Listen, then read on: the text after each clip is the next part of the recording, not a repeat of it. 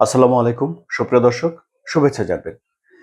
মার্কিন president Donald ট্রাম্পকে একটা কঠোর হুঁশিয়ারি উচ্চারণ করেছে ইরানের ইসলামী বিপ্লবী রক্ষী বাহিনীর একজন সাবেক কমান্ডার।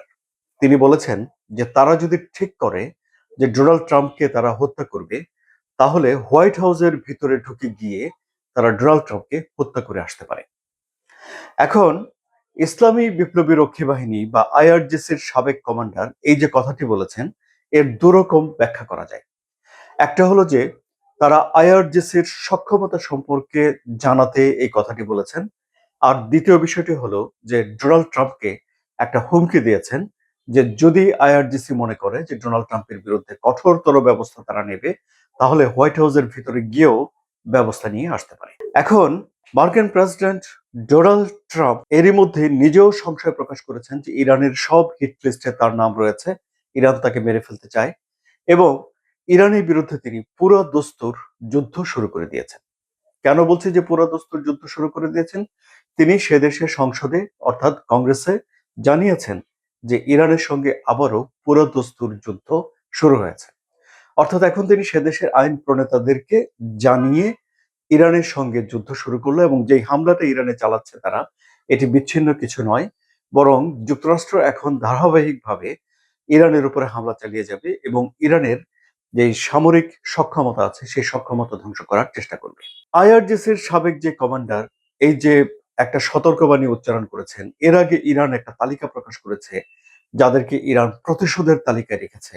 তাদের সাবেক সর্বোচ্চ আধ্যাত্মিক নেতা আয়াতুল্লাহ আলী খামেনির মৃত্যুর বদলা হিসেবে যাদের বিরুদ্ধে ইরান ব্যবস্থা নেবে, সেখানেও মার্কিন প্রেসিডেন্ট ডোনাল্ড ট্রাম্পের ছবি রয়েছে বা নাম রয়েছে। এর আগে ইসরায়েলের গোয়েন্দারা একটা তথ্য দিয়েছিল যে মার্কিন প্রেসিডেন্ট ডোনাল্ড ট্রাম্পকে হত্যার চেষ্টা করেছে ইরান, যদিও যুক্তরাষ্ট্রের গোয়েন্দারা এ বিষয়ে কোনো রকম তথ্য পায়নি।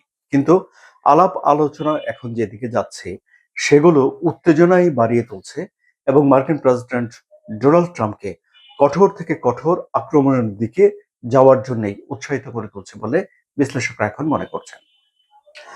আরেকটি বিষয় এইসব ব্যাখ্যার বাইরে গিয়ে আমরা টের পাই বা বুঝতে পারি, সেটি হলো যে এই ধরনের কথোপকথন মার্কিন প্রেসিডেন্ট ডোনাল্ড ট্রাম্পের উপরে একটা প্রচন্ড রকম চাপ তৈরি করে। যেমন ডোনাল্ড ট্রাম্প বলেছেন যদি তাকে হত্যা করার চেষ্টা করা হয় তাহলে 1000 মিসাইল ইরানের দিকে তাক করা আছে, লোড করা আছে এবং 1 বছর ধরে ইরানে আক্রমণ চলবে এবং ইরানকে নিশ্চিহ্ন করে দেওয়া হবে। সুতরাং এই যে তাকে হত্যা করা হতে পারে, এই ধরনের তথ্য, এই ধরনের কথা, হুমকি, হুঁশিয়ারি ডোনাল্ড ট্রাম্পের উপরে এক ধরনের প্রেশার তৈরি করে। যদি প্রেশার তৈরি না করতো তাহলে কি তিনি এত বড় সামরিক হুমকির একটা দিতেন? আপনারা নিজেরা ব্যক্তিগতভাবে সাধারণ মানুষের হিসেবে, মানুষ যেভাবে চিন্তা করে, মানুষের লজিক যেভাবে কাজ করে সেভাবে চিন্তা করে দেখেন, তাহলে বুঝবেন যে এটা একটা বড় ধরনের প্রেশার তৈরি করে।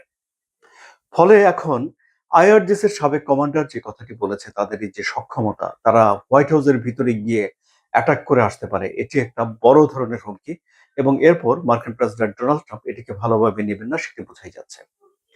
কিন্তু ঘটনা যে কোনো কারণেই হোক, এটি পরিস্থিতি উত্তেজিত করে তুলুক না কেন, এর প্রভাব সরাসরি তেলের বাজারে পড়ছে এবং তেলের দাম বাড়ছে, যা বিশ্বের মানুষের পকেট অলরেডি কাটছে।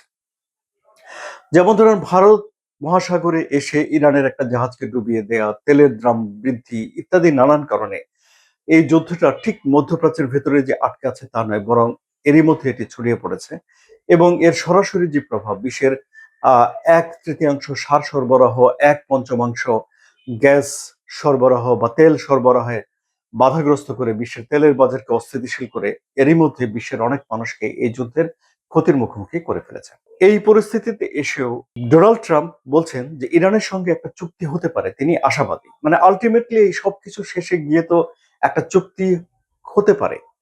কিন্তু ওই যে আইআরজিসির যে কমান্ডার এত বড় হুমকি উচ্চারণ করেছেন, তিনি বলেছেন ইরান আসলে চুক্তি করার জন্য আলাপ আলোচনায় যাচ্ছে না। অর্থাৎ এই যে আলাপ আলোচনা, সেখানেও লক্ষ্য উদ্দেশ্য ভিন্ন। যুক্তরাষ্ট্রের উদ্দেশ্য হলো, মানে ডোনাল্ড ট্রাম্পের উদ্দেশ্য হলো যে কোনো ভাবে একটা চুক্তিতে যাওয়া। আর ইরান বলছে যে তাদের উদ্দেশ্য, মানে ইরানের সেই কমান্ডার বলছেন যে তাদের উদ্দেশ্য হলো শান্তি ফিরে পাওয়া এবং ইরান তাদের যে যুক্তিগুলো জোরালো, এসব ইরানের যে পয়েন্টগুলো রয়েছে সেগুলো বিশ্ব দরবারে প্রতিষ্ঠা করা এবং নিজেরা যুক্তরাষ্ট্রের নানাবিধ প্রশ্নের জবাব খুঁজে পাওয়া, এগুলো হলো ইরানের লক্ষ্য। সুতরাং দেখা যাচ্ছে যে আলাপ আলোচনার লক্ষ্য দুই পক্ষের দুটো ভিন্ন। ইরান চায় তার অধিকার ফিরে পেতে, যেমন ইরান চায় তাদের ওপর থেকে নিষেধাজ্ঞা উঠে যাক, ইরান চায় তাদের আটকে থাকা টাকাগুলো ফেরত পাক। এখন ইরান চায় হরমুজ প্রণালীতে নিয়ন্ত্রণ, যুক্তরাষ্ট্র চায় না হরমুজ প্রণালীতে নিয়ন্ত্রণ হারাতে। ফলে পরিস্থিতি আসলে জটিল থেকে জটিলতর হয়ে উঠছে। তার মানে হলো যে আগামীতে এই যুদ্ধের যে পরিস্থিতি তা আরো ঘনীভূত হয়ে উঠতে পারে, এটি ধারণা করা যায়, তাই নয় কি? সুপ্রিয় দর্শক, আপনাদের মতামত জানান। যদি আলোচনা ভালো লাগে তাহলে লাইক দিন, শেয়ার করুন এবং ভূ রাজনীতির জটিল বিষয়গুলোর সহজ সরল ভাষায় জানতে এই চ্যানেল সাবস্ক্রাইব করে সঙ্গে থাকুন। ধন্যবাদ সবাইকে।